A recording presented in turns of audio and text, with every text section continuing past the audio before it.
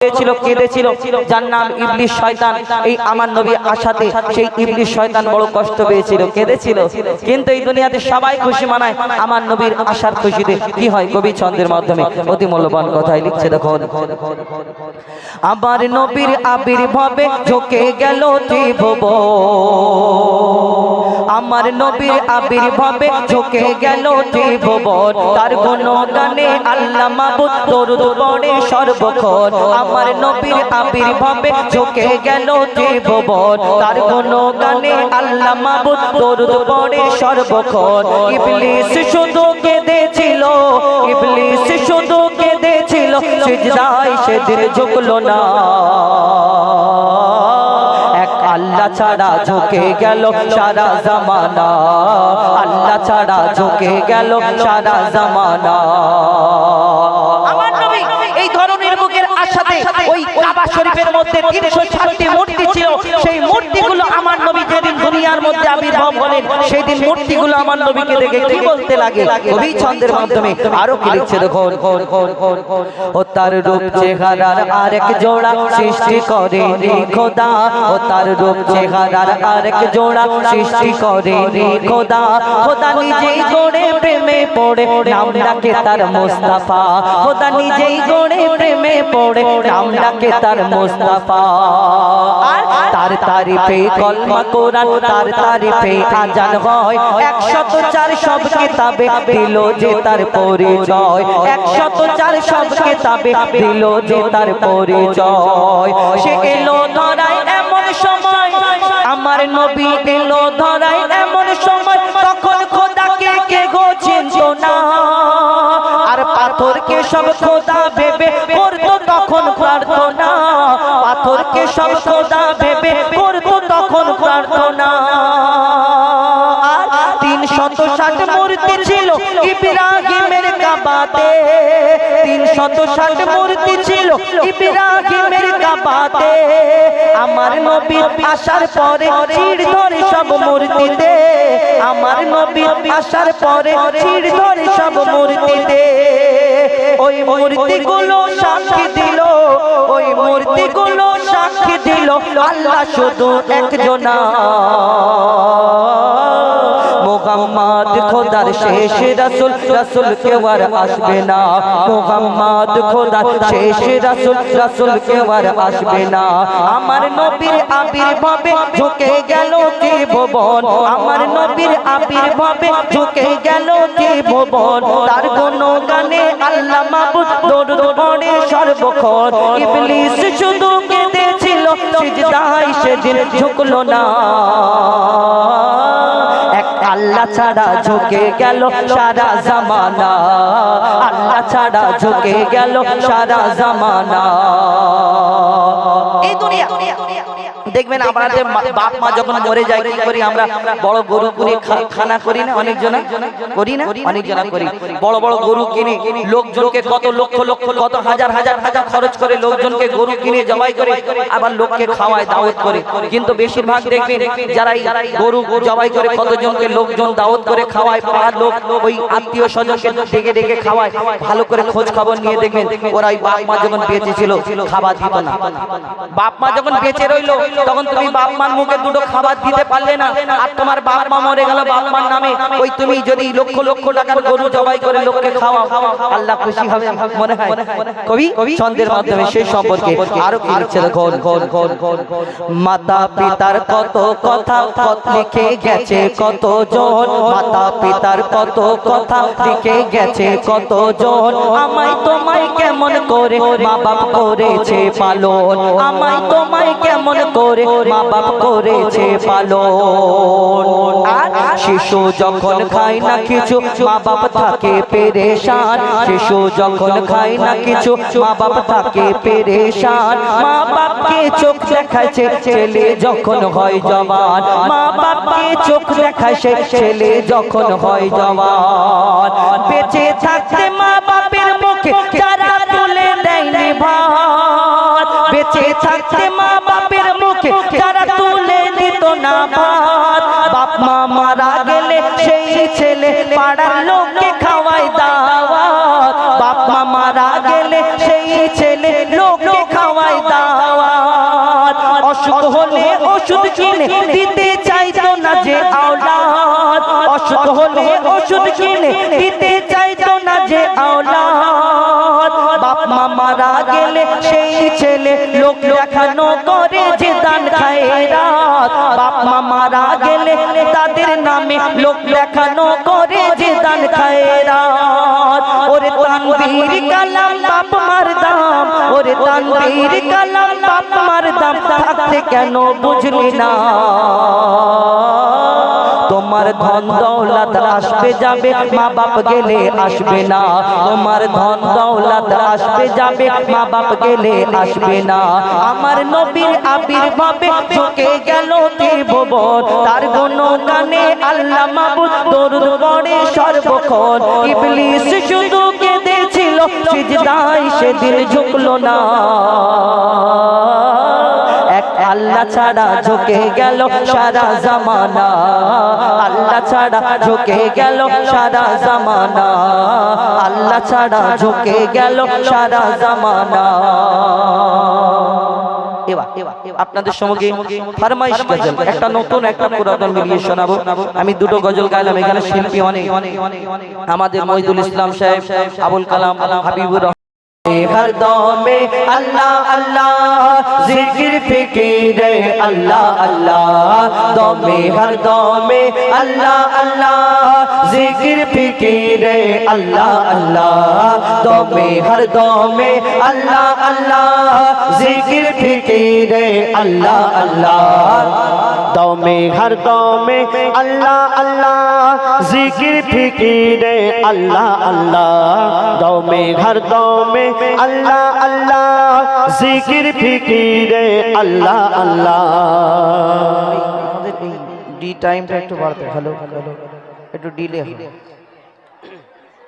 Hello hello ছেলে ছেলে ছেলে ছেলে হ্যালো হ্যালো একটু কমিয়ে দিন। হ্যালো হ্যালো হ্যালো হ্যালো ঠিক, হ্যালো হ্যালো ঠিক, হ্যালো তখন যেরকম ছিল একটু কম হবে, ই লেভেলটা একটু কম হবে, বাদ বাকি ডিলে ডি টাইমটা ঠিক আছে, ডি টাইমটা একটু বাড়বে।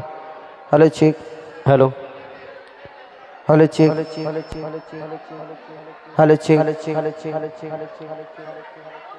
Hello check, hello hello hello এতটা না, এই একটা দুটো এইরকম হবে, বেশি না। হ্যালো চেক, হ্যালো চেক, দমে হর দমে আল্লাহ আল্লাহ জিকির ফিকিরে আল্লাহ আল্লাহ, দমে হর দমে আল্লাহ আল্লাহ জিকির ফিকিরে আল্লাহ আল্লাহ, দমে হর দমে আল্লাহ আল্লাহ জিকির ফিকিরে আল্লাহ আল্লাহ। যতই জপি আমি এই মধু নাম, যতই জপি আমি এই মধু নাম, যতই জপি আমি এই মধু নাম, ততই ভালো লাগে মাশাআল্লাহ। দমে হর দমে আল্লাহ আল্লাহ জিকির ফিকিরে আল্লাহ আল্লাহ, দমে হর দমে আল্লাহ আল্লাহ জিকির ফিকিরে আল্লাহ আল্লাহ। যতই জপি আমি এই মধু নাম, যতই জপি আমি এই মধু নাম, যতই জপি আমি এই মধু নাম, ততই ভালো লাগে মাশাআল্লাহ।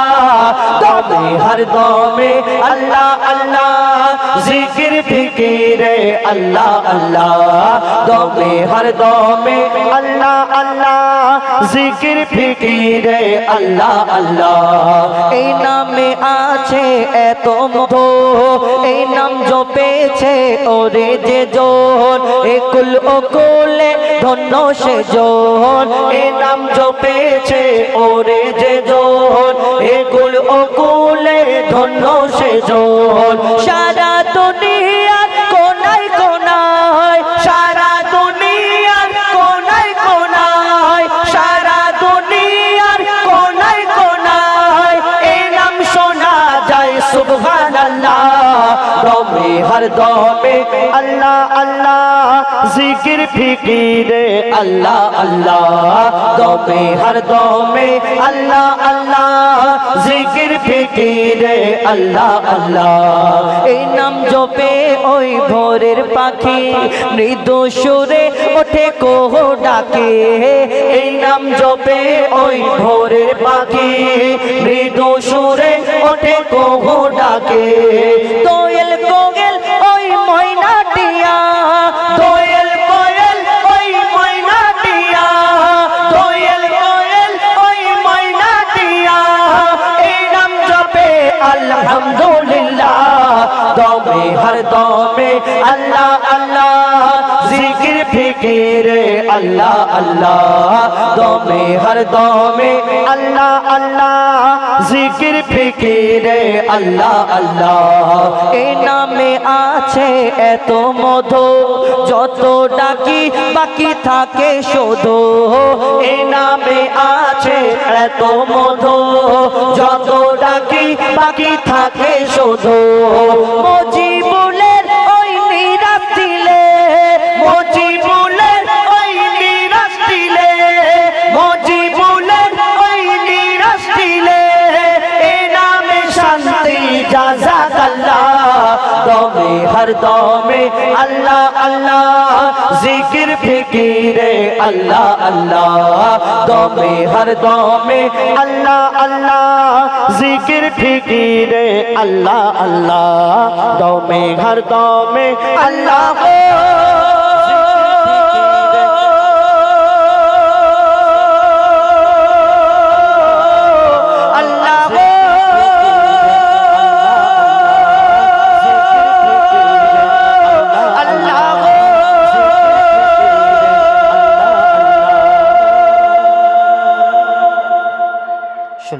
পবিত্র হামদে বারি তাআলা মহান আল্লাহ পাক রব্বুল আলামিন কত ব্যাপার থাকে না কত সুন্দর ব্যাপার কিন্তু এই দুনিয়াতে আমার নবী তো জাহানের বাদশা হুজুর আকরাম সাল্লাল্লাহু আলাইহি ওয়াসাল্লাম যখন দুনিয়ার মধ্যে তাশরীফ আনেন মা আমিনা এই দুনিয়াতে তানার আব্বা জান ছিলেন না আমার নবী এবং মা আমিনা বড় চিন্তা করে এই আল্লাহ আমি কেমন করে লালন পালন করব কেন সেই সময় রীতি রেওয়াজ ছিল তাই মানে তো দুধ পান করানোর জন্য লালন পালন করার জন্য নিয়ে যেত তার বিনিময়ে আবার তাকে কিছুদিন পরে কয়েক বছর পর ফিরে দেওয়া হতো এবং তার বিনিময়ে কিছু দেওয়া হতো মা আমিনা চিন্তা করে কেন মা আমিনা চিন্তা করে আমি গরিব কেমন করে লালন পালন করব এত সুন্দর বাচ্চা অন্যান্য বাচ্চাদের সবাই আব্বা আছে এবং এদের পরিস্থিতি খুব ভালো কিন্তু আমার এই দুনিয়াতে আমার এই ছোট বাচ্চা কেমন করে লালন পালন করব এই গজলটার মধ্যে ঘটনা আছে যেই বিনা দানার খেজুর কলকাতা থেকে এই গজলটা শুধু খেজুরের ঘটনা নয় এই গজলটা অনেক বড় তো শুনতে হবে মন দিয়ে তো আমি ছোট করে আপনাদের সঙ্গে তুলে ধরব কবি ছন্দের মাধ্যমে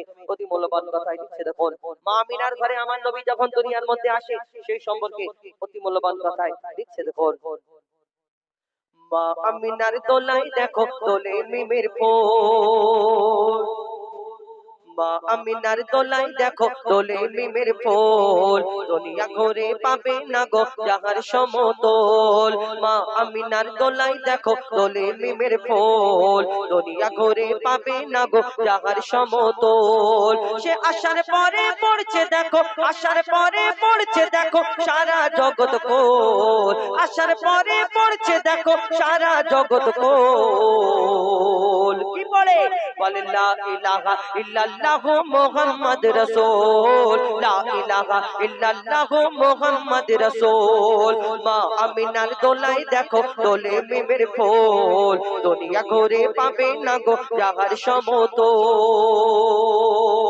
মা আমিনা চিন্তা করে আল্লাহর দরবার থেকে এই দুনিয়াতে চিন্তা করতে থাকে আমি ছোট্ট বাচ্চা এত সুন্দর বাচ্চাকে লালন পালন করব আল্লাহর তরফ থেকে কি খবর আসে কি সান্ত্বনা আসে মা আমিনার কাছে কবি সেই সম্পর্কে আরো কি লিখছে দেখো পিতার ছায়া ছিল না মাথায় নবী জন্ম নিল যখন শুধু ছিল মা আমিনা ছিল না ভাই বোন শুধু ছিল মা আমিনা ছিল না ভাই বোন জন্মকালে এতিম বলে মা আমিনা ভাবে নবী জন্মকালে এতিম বলে মা আমিনা ভাবে আমি করব কেমন লালন পালন খোদা গো কি হবে আমি করব কেমন লালন পালন খোদা গো কি কি হবে। তখনই এক আওয়াজ আসে, শোনো আমিনা বিবি, তোমার কোলে নাজিল হলো খোদার শ্রেষ্ঠ নবী। আল্লাহ স্বয়ং তার লালন পালনে নিয়েছে গোবার, আর জিবরিল আমিন থাকবে হোগে ওর পাহারাদার। ও সৃষ্টিকুলের শিরোমণি, সৃষ্টিকুলের শিরোমণি, ও সৃষ্টিকুলের শিরোমণি, আর নবী কুলের মোল। দুনিয়াতে যার নাম হবে নবী মুহাম্মদ রাসূল, দুনিয়াতে যার নাম হবে মুহাম্মদ রাসূল। বা আমিনার দোলাই দেখো দোলে মিমের ফুল, দুনিয়া ঘুরে পাবে না গো যাহার সমতল। এই দুনিয়াতে আমার নবী হুজুর পাক সাল্লাল্লাহু আলাইহি ওয়াসাল্লাম যখন দুনিয়াতে ইসলাম প্রচার করে, এক একজন এক এক রকম ভাবে পরীক্ষা নিয়েছিল, কতজন কত প্রশ্ন করেছিল। সেই রূপ একদিন এক ইহুদি এসে বলে, ও মুহাম্মদ শোনো শোনো, তুমি দুনিয়াতে প্রচার করছো শেষ নবী শেষ পয়গম্বর মুহাম্মদ, তুমি নবী বলে দাবি করছো, কিন্তু তোমাকে আমি নবী বলে কেমন করে মানবো? তোমার কাছে যে কলমা পড়বো কেমন করে মানবো তোমার কাছে? কেন? এই দুনিয়াতে তোমার আগে অন্যান্য নবীরা এসেছিল, এই দুনিয়াতে কোন নবী মুর্দাকে জিন্দা করে দেখিয়েছে, কোন নবী আশাবাদীর কামাল ছিল, কোন নবী পশু পাখির ভাষা বুঝতে পারতো, কিন্তু তোমাকে নবী মুহাম্মদ বলে আমি কেমন করে মেনে নেব? আমি তোমার কাছে একটা পরীক্ষা করতে চাই। কি পরীক্ষা? এই বিনা দানার খেজুরটা হলো কোথা থেকে, রাত কি?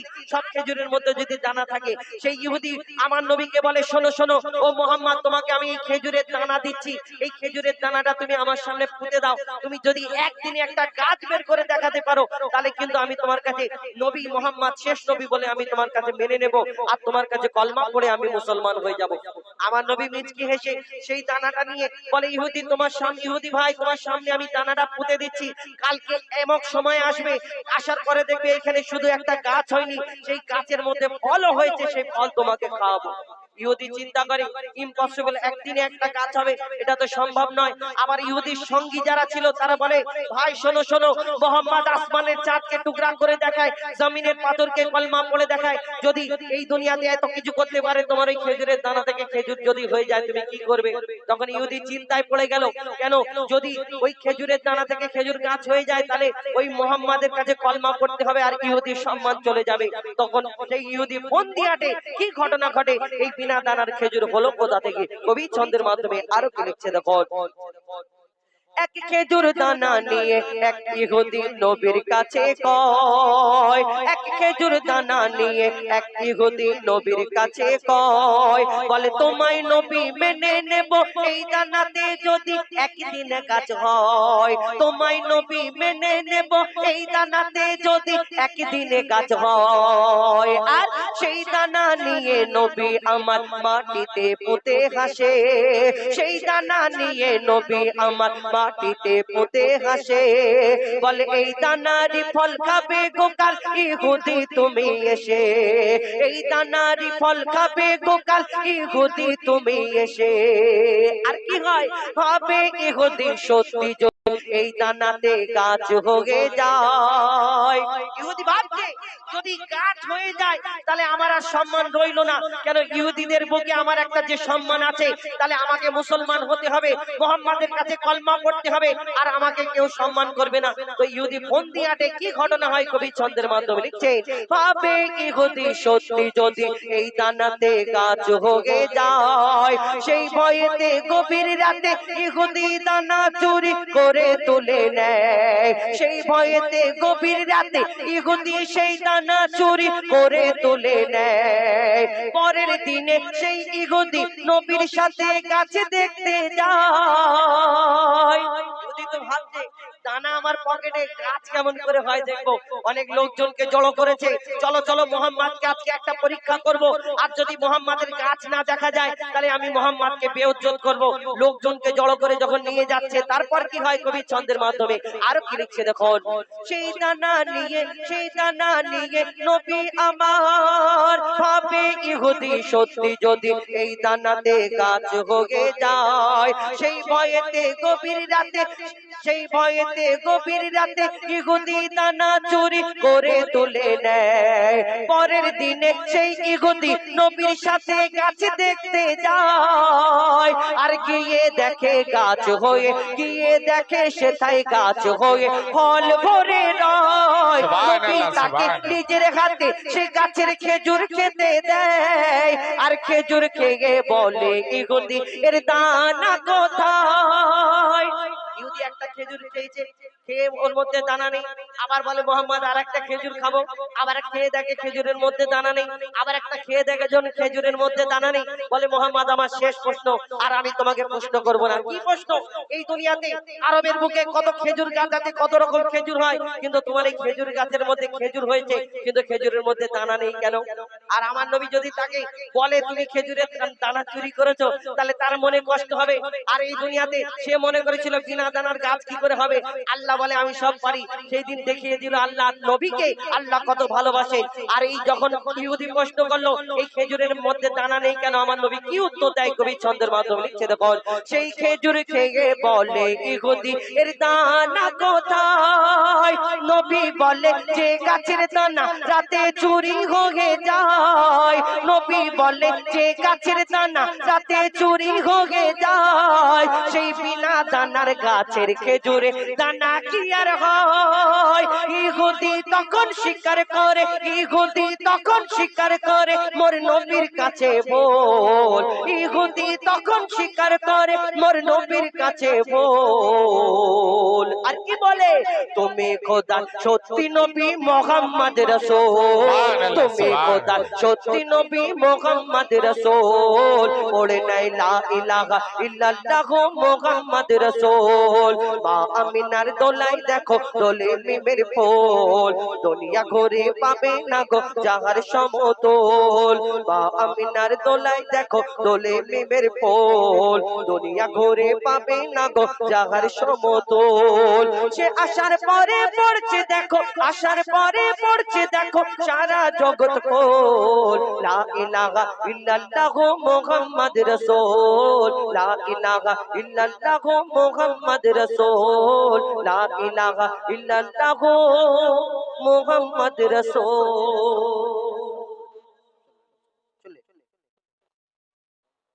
ঘটনামূলক আমার ইহুদি ও আচ্ছা ওটা আমার, আমি তাহলে গাইনি, বুঝতে পেরেছি আপনি কোনটা বলছেন।